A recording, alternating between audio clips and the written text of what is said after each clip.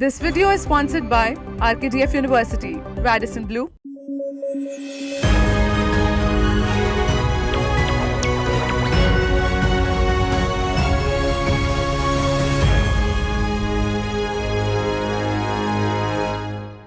Kim Yo-jong, the influential sister of North Korean leader Kim Jong-un, denied accusations that North Korea is supplying weapons to Russia, calling the claims absurd.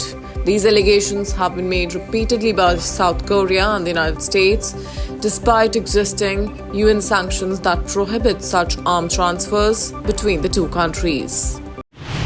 The United Nations reported improved prospects for the global economy compared to its January forecast. The revised outlook highlights better economic conditions in the United States and several major emerging economies, including Brazil, India, and Russia.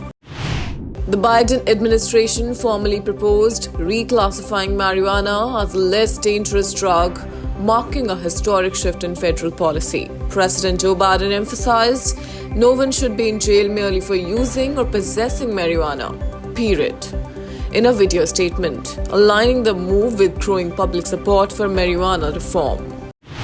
The International Monetary Fund suggested that the US should maintain its open trade system instead of imposing new punitive duties on Chinese goods.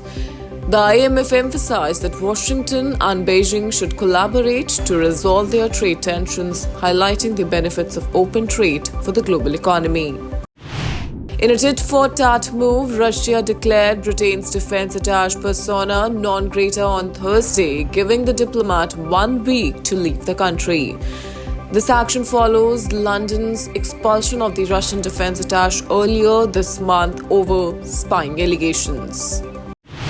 President Joe Biden signed in Thursday sweeping aviation legislation that will boost United States air traffic controller staffing, increasing funding to avert runway close call incidents and speed up refunds for cancelled flights. Senegal's Prime Minister Ousmane Sonko hinted at the potential closure of French military bases in the West African nation during a comprehensive speech on Thursday. His address covered various topics including the euro-backed CFA French currency, oil and gas agreements, and LGBTQ rights. The government of South Sudan and rebel opposition groups made a significant stride towards peace on Thursday by signing a commitment declaration during high-level mediation talks in Kenya. This step is seen as crucial in resolving the long-standing conflict in South Sudan, which has severely impacted its economy. Indian police have arrested the owner of a massive billboard that collapsed onto a petrol station in Mumbai, killing 16 people.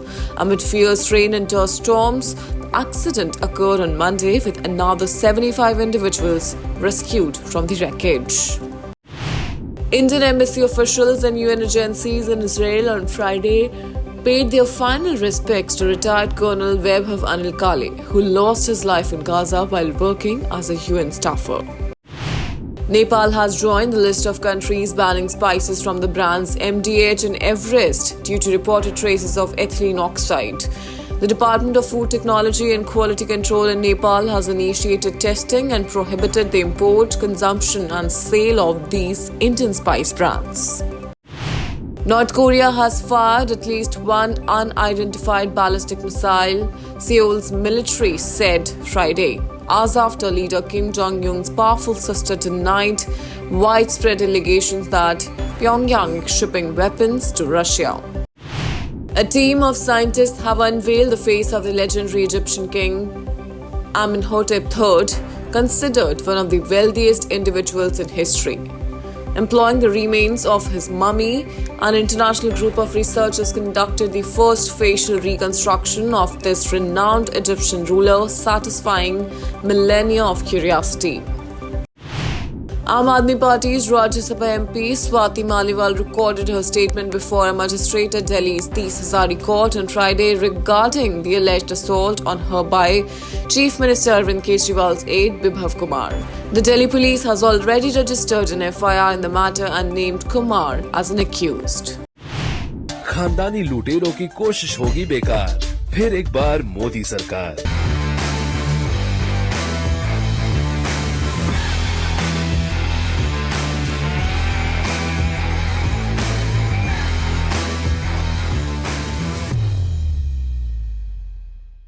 इस तरह RKDF विश्वविद्यालय राज्य और देश के आधुनिक और उच्च विश्वविद्यालयों में से एक है।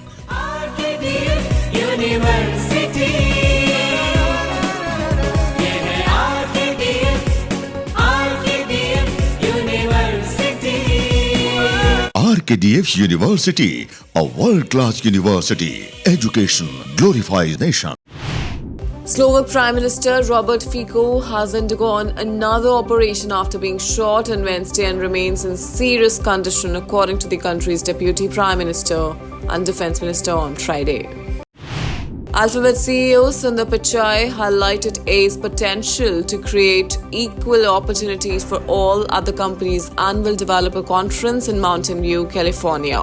He emphasized that AI can democratize access to essential services such as personal tutoring and healthcare, thus leveling the playing field. Following the arrest of pro-Palestine student protesters at Columbia University last month, New York Mayor Eric Adams and senior police officials asserted that there were no injuries, no violent clashes, and minimal force used. Microsoft has offered some of its China-based employees the option to relocate outside the country amid rising tensions between Beijing and Washington over sensitive technologies such as artificial intelligence. According to a report by the Financial Times, a Microsoft spokesperson confirmed that the company has provided an optional internal transfer opportunity to a select group of employees. Bengaluru eagerly awaited the arrival of rains amid the scorching summer. While the heavy rains have brought relief to the residents, they have also raised concerns about a potential increase in dengue cases. In an unprecedented move, the Enforcement Directorate has named the Aam Aadmi Party as an accused in a money laundering case linked to the alleged excise policy scam.